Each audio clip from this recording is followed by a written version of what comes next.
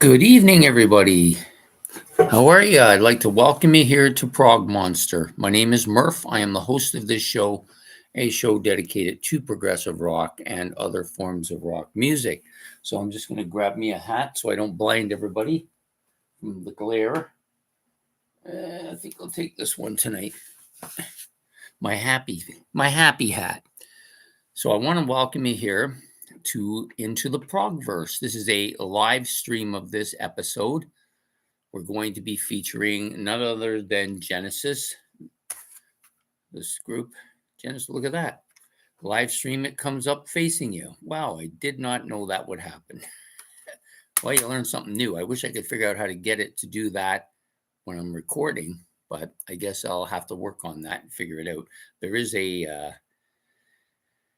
camera thing that has a reverse round thing on it, but I just can't find it. I don't know where it is.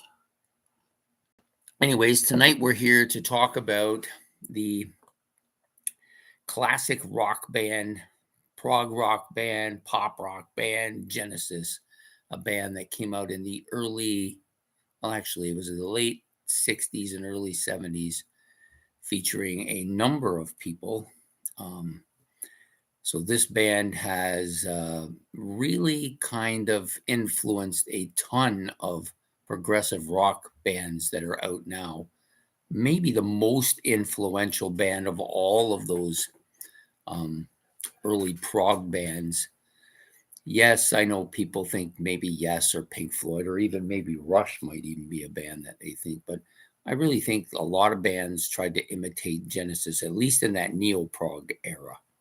So what I'm going to do tonight is we're going to talk a bit about this band and its a little bit about its history, and then I'm going to also talk quite a bit about their discography, which is the stack that I have here in front of me. I did include some live Genesis as well because I do have two or three of those. The one I wished I had was Seconds Out, but for some reason I never see it anywhere. So it's in that. The only other one I don't have is the final one, which is the Calling All Stations featuring Ray Wilson doing the vocals there. So I'm going to give you a little history of the band. So this band came out in 1968. Well, I guess it was probably more like 69. Well, that's when their first album kind of hit the scenes. Um, and it's not, it wasn't like they were making any real headway early on either. They came from a couple of other bands, members. Some members who were in one band, one in another, and then they joined together.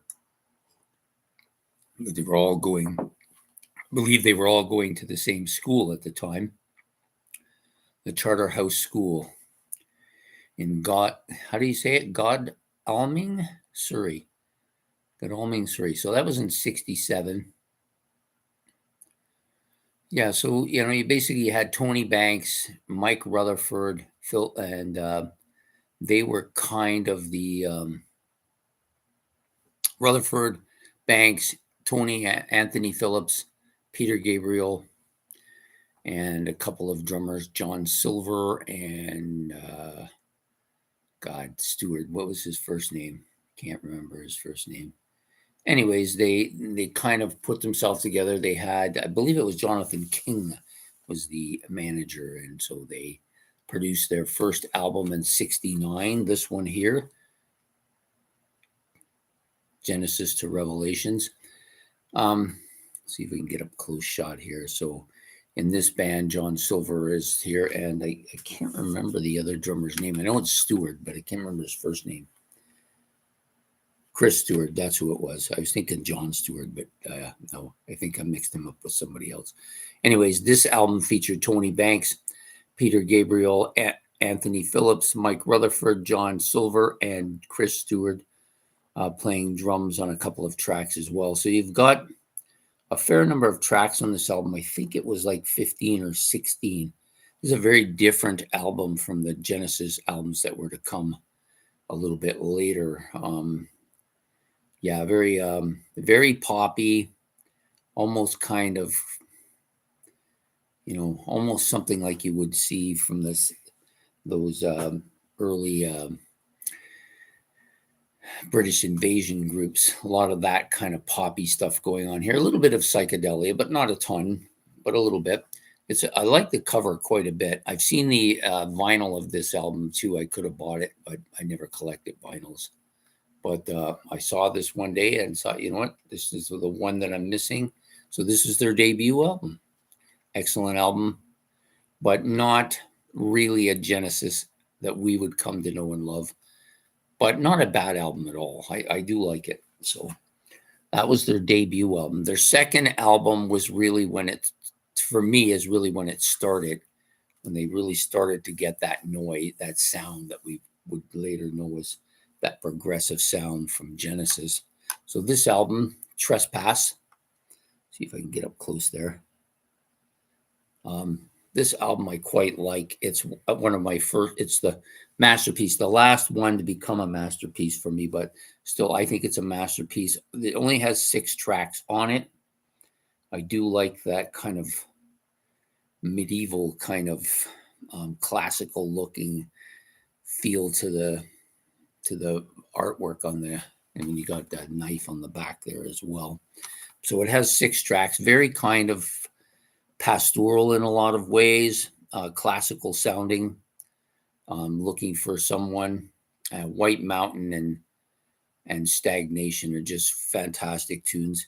Visions of Angels is one of the ones on here. I'm not as crazy about that one, but the other songs, Looking for Someone, White Mountain, Stagnation, and Dusk, I like all of them. Very pastoral in sounding.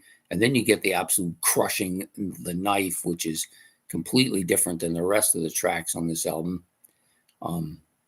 This particular version of the album is from a remake from '74, which is kind of weird. Or maybe this was this. That's what this. This is a release somewhere in 1974. Although this album is from 1970, so I'm not really sure what that means. Yeah, good album. Needs a new. I'm still working my way through replenishing the covers of the albums that I have. Some of them are damaged. This was one of them as well, so the cover comes out all the time. But I really like this. So this is kind of the first real progressive Genesis song album.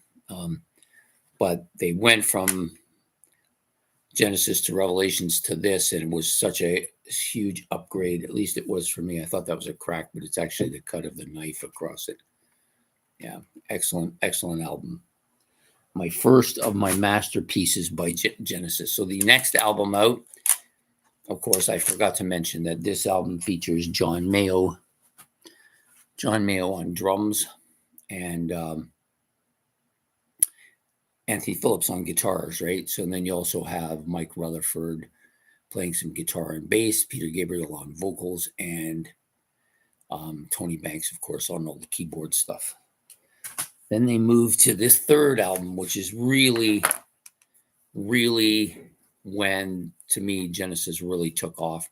This is also another masterpiece. I love this album cover. It's kind of a little bit on the kind of weird, twisted side, but really good artwork. The second of 3, I believe, by this artist, whose name eludes me at the moment. I guess I could look it up. Let's see if I can find it here. Yeah, let's see what we find here. Helps if you get... Oh, I just wiped it completely out. Let's see if I can get it back. Here it is. So yeah, so this album, their third studio album from 1971. Yeah, Tony Banks, Mike Rutherford, and Peter Gabriel are all still here, but coming in to play guitar, of course, Steve Hackett and Phil Collins. These are a huge upgrade to the band's musical sound. Both of these artists, probably the best 2 musicians in the band, coming in here replacing Anthony Phillips, who was, I think, a good guitarist, but he's not in the same league as Steve Hackett. And John Mayhew, who takes a lot of heat for his drumming on this.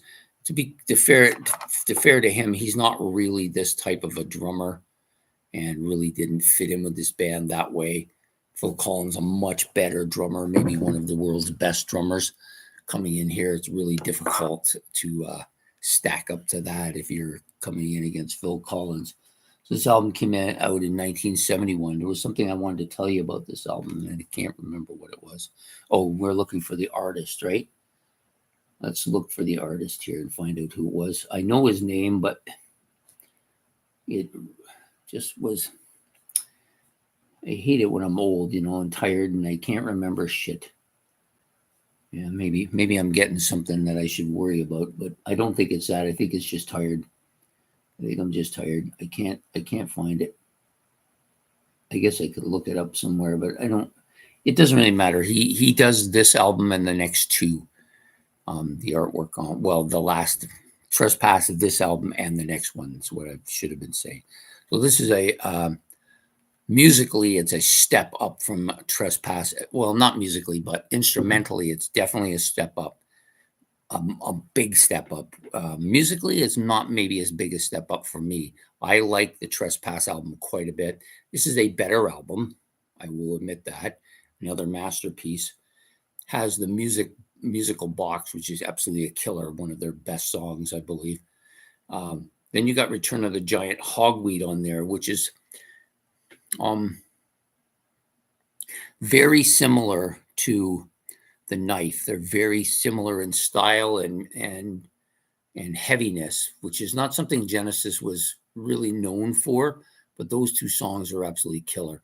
And you got some of the other songs on here, with like For Absent Friends, Seven Stones, Harold the Barrel, and Harlequin, all decent songs before you get to the absolutely killer final track on here, The Fountain of Salmaces. Just absolutely killer. So you got like three really top-notch songs on here for Genesis, all fairly lengthy. The three longest songs on the album. The other songs are okay, they're good, but maybe not in the same kind of league as them. And this is to me, this was because I kind of did with Genesis the way I've been doing with some of the other bands. Once I went back and I bought all their albums, I started listening to them in the order they came out. And I had the first four of them I bought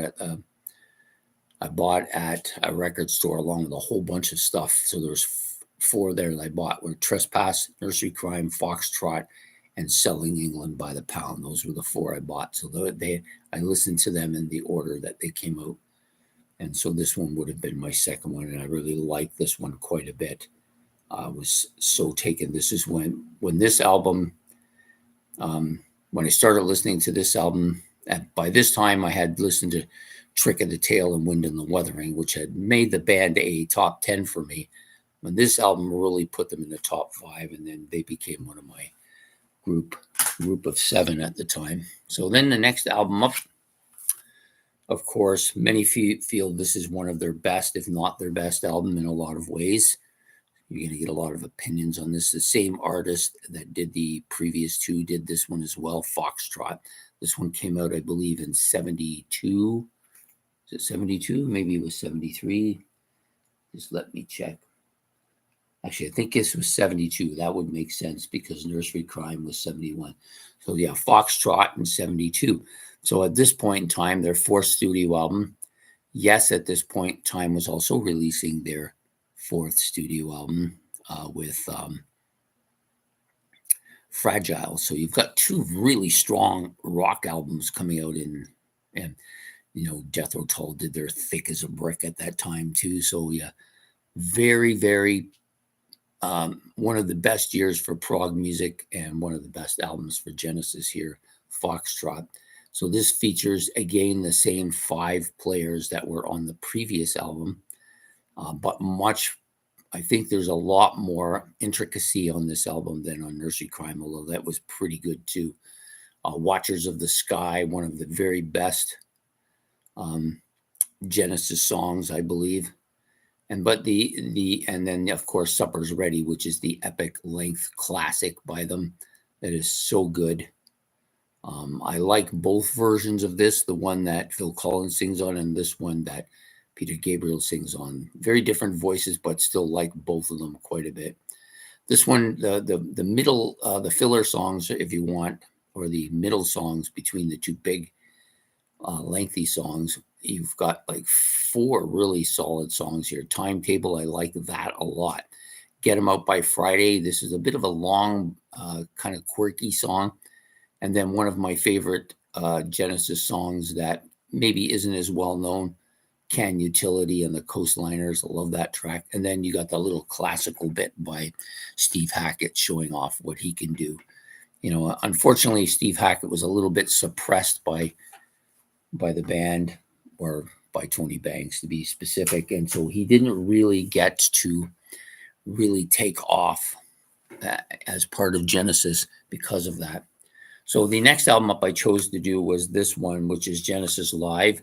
This one doesn't get talked about as much as Seconds Out, which is a really good one, but I like this a lot.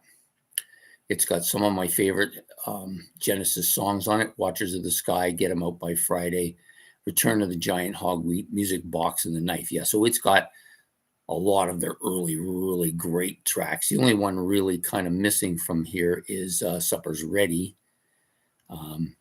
But these are all really well done. They're a little bit longer here than they are on the studio. And of course, you've got Phil Collins and Steve Hackett playing a lot of the stuff that was like The Knife. They played The Knife here. Much stronger version of it than the original version. This is just absolutely killer album. One of my favorite live albums. So yeah, Genesis Live. I mean, what year did this one come out? I believe it was 73. Yeah, so this came out after those first initial 4 studio albums, and playing some really great stuff here. So next up we got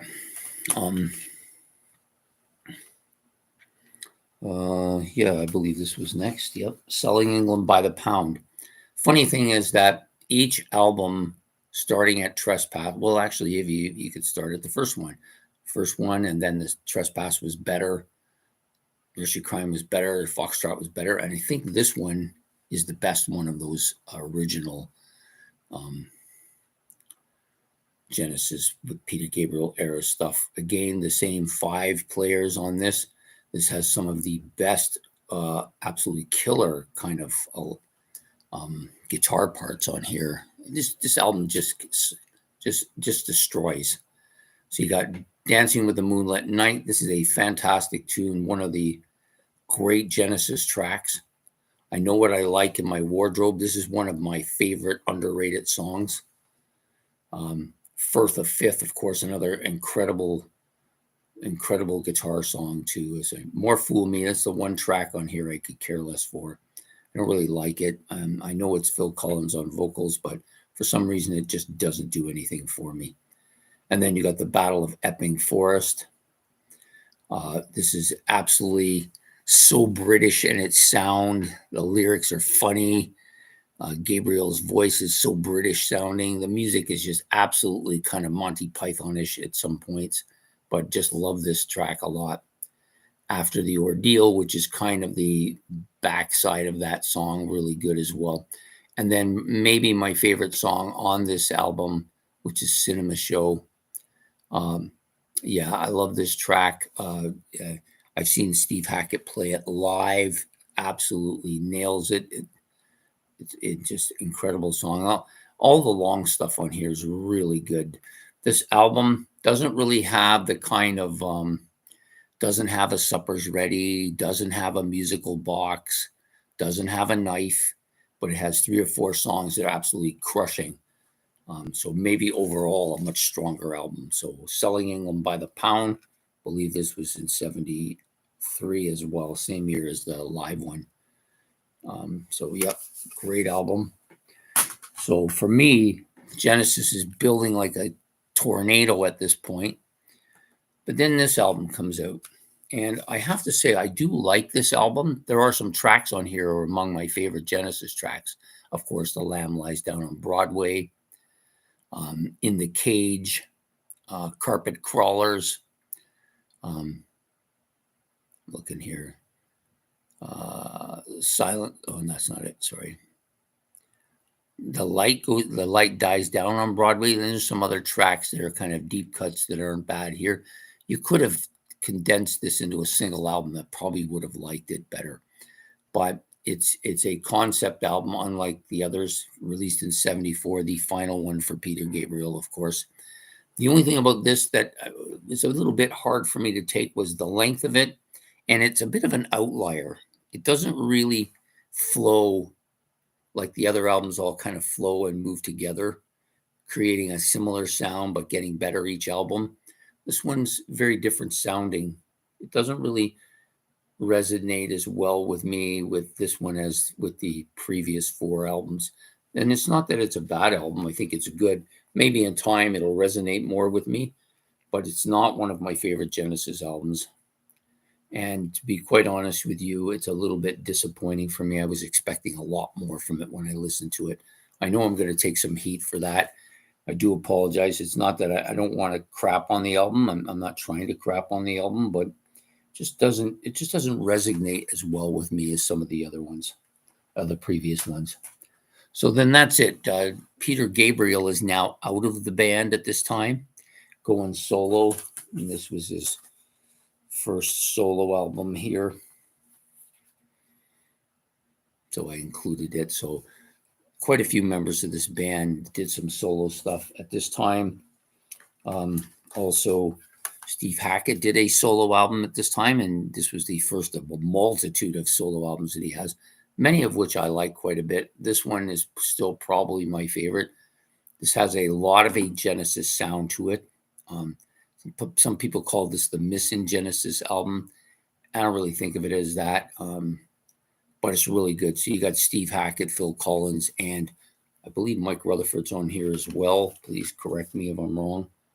I think that there's 3 of the members from Genesis are on this album, and it has a lot of good stuff. I mean, the Shadow of the Hero Fat, that if that had been a Genesis song, it would have been unbelievable. This is just such a good album too. So I thought I would share that with you, and along with the Peter Gabriel one, which features, of course, Salisbury Hill on this as well. I've never really warmed up to this album. It's a little bit odd for me. For me, the first really good Peter Gabriel album was number 2. So we'll move on here a little bit. So the next album out features the debut vocal. Well, not really. He had sang a couple songs previously, but he takes over the vocals here, replacing the departed Peter Gabriel, which is Phil Collins. So now you're down to 4-member band: Tony Banks, Mike Rutherford, Steve Hackett, and Phil Collins. This is a great album. This was my first Genesis album, probably my favorite album by them still, although it's a bit of a logjam at the top. Another masterpiece album for me. Dance on a Volcano. This has almost all the songs on here at one point or another have been my favorite. To me, there's no bad songs on it. Maybe Los Endos is not really bad, but just isn't as good as the rest. But, initially Dance on the Volcano, Squonk, and Robbery, Assault, and Battery. Those were the 3 I liked the most. And then slowly Ripples and Entangled came on. Madman Moon a little bit later. And then lastly, probably Trick of the Tail, which I thought was a bit of a filler initially, but I have come to like it quite a bit. This is a strong album with lots of different stuff, very progressive sounding in every aspect of it. Some people would say this is kind of the beginning, though, of that poppy stuff when they wrote Ripples, which was, I think, a little bit more made towards going towards that direction, although I don't really think of it as being anything that resembles pop rock at all. So the next album out is this album, which was my second album, another masterpiece. So if you're counting, they've had 6 masterpieces now, and this one is just as good. To me, this is not much. There's not much separating this and Trick of the Tail. It's a little bit more of a darker album. Maybe it's because of the cover. I've got this kind of windblown summer look and then a kind of a fall look going on here as well. The songs are all good. 11th Earl of Mar was probably one of my favorite Genesis songs initially, but kind of a heavy song. One for the Vine, another great tune. Your Own Special Way, now they're kind of moving a lot more towards that poppy sound with this track, but it's not a bad track. What Gorilla, it's kind of like Los Endos. It's okay. I don't mind it, but never really did much for me. All in the Mouse's Night, probably after 11th Earl of Mar, probably my second favorite song on the album. Blood on the Rooftops. Another, I believe this is a Steve Hackett song. Please correct me, but I believe it is. I'm sure of it, but I will check just to make sure. Blood on the Rooftops. Where are you?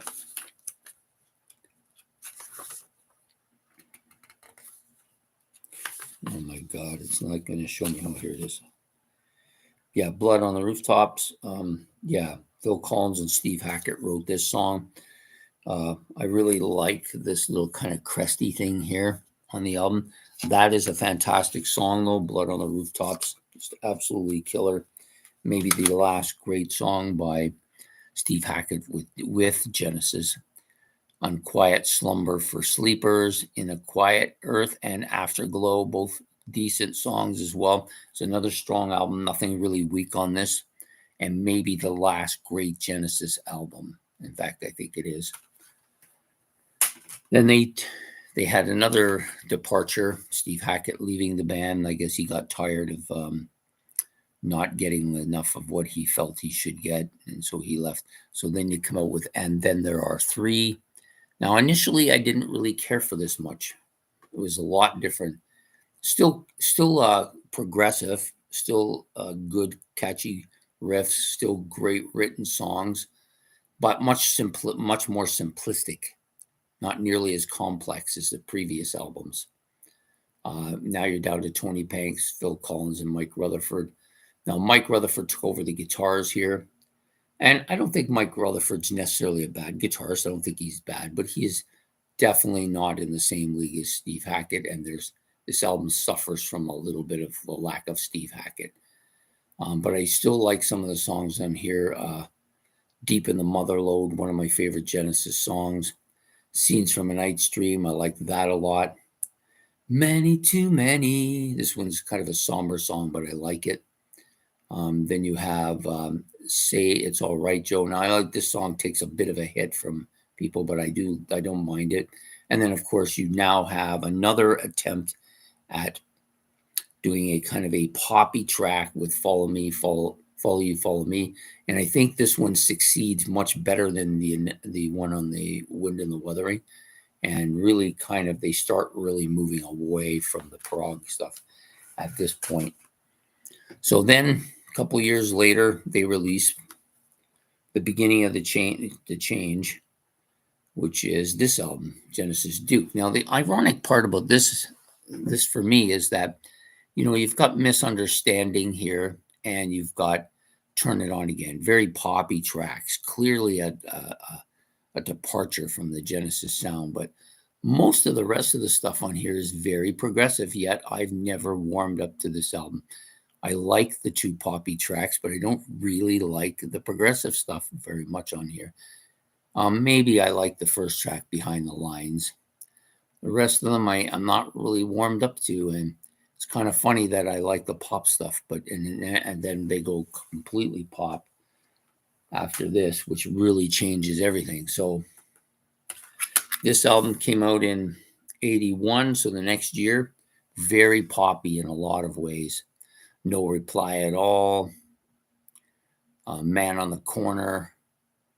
These are poppy tracks, but I did like Abacab. I think the thing I liked about Abacab, it had that heavy drum riff throughout it. It's a pretty heavy song, and the keyboards are really heavy on this particular track. So this is a real catchy song, but the keyboards are the main instrument on this, I think, even though the drums are pretty heavy. I just think that this is a strong. Look up on the wall, there on the floor. Yeah, this is a catchy track. It's always been one of my favorite Genesis. Genesis, even though they were in that now clearly in the pop era, they seem to be able to put out at least one track on every album that really caught my attention. and that was the one for this one, Genesis. Sorry, this is Abacab. I got it backwards. So this one was supposed to be. Nope, I had the chronology right. I was thinking for some reason this was the album Genesis, but this is Abacab. So the next one is the Genesis self-titled album. They're third in that poppy thing. This one here, not as good. It does have Mama, which is okay, and Illegal Alien. They're both okay tracks. Got quite a bit of airplay, but the rest of it, yeah, kind of not really that memorable. Yeah. So to me, this was kind of the beginning of the not really interested in Genesis anymore albums. But those three, I didn't mind them. I don't mind them. And then they get into this one, The Invisible Touch. So this came out in, I got to fix this because the back part is upside down here. Didn't realize it. So this came out in 86. Strong. For them, it was strong. Not really anything. There's not a lot on here I like, though. Invisible Touch is the main track, which I kind of like. It's a little bit different, but I do like it. Tonight, that was the beginning of the end of this album right there. In Too Deep, another kind of like two kind of poppy, or if you want, a little bit too ballady for me. I don't really like the cover much either. It's kind of boring. But 86, they're now really fully into this and are just making number one album after number one album, but I really don't care much for their pop era Genesis. So the last one for that pop era came out in 91, so about 5 years later. I do like Jesus, He Knows Me. I don't know why. I just really like the song. I Can't Dance. I'm okay with that as well. But the rest of it, pretty much unmemorable. Nothing really catches my eye on this album. Of course, you've got the same three guys playing. Just never really caught on for me, this album. Artwork on the cover is not bad. This unstylized or different type of Genesis writing. Yeah, it's okay, I guess. So that was kind of their final studio album for me, although they did do one more after, and I'll get to that towards the end. So you do have a couple of live ones that I have here, which is the way we walk the shorts and the way we walk the longs. Now with the longs, they kind of combined a lot of songs together, like a melody. So you got Dance on a Volcano, Lamb Lies Down on Broadway, The Music Box, First of Fifth, and I Know What I Like, which are kind of the first track. Then you got Driving the Last Spike and on the second track.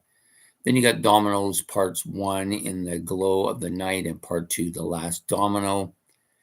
Fading Lights, Home by the Sea, second Home by the Sea, and Drum Duet.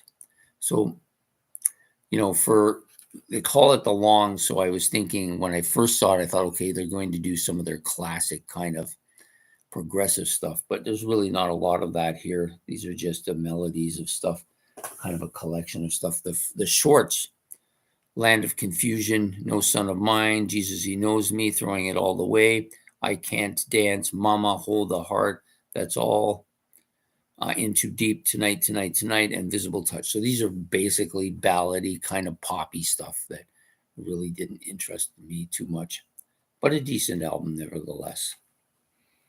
And then, of course, the last album, which I don't own, which is, just give me a second.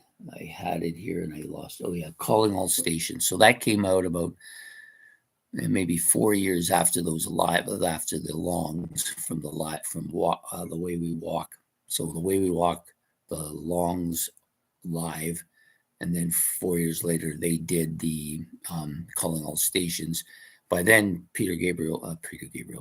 Phil Collins was gone and replaced by Ray Wilson, who did the one album. Now, in fairness to Ray, I can't say too much about that album since I never owned it, and I don't think I've actually heard anything from it. So I'm just going to leave that completely alone and not really talk about it, since I don't know much about it, other than people have told me that it's kind of a little bit of a return to their progressive nature. It didn't do very well,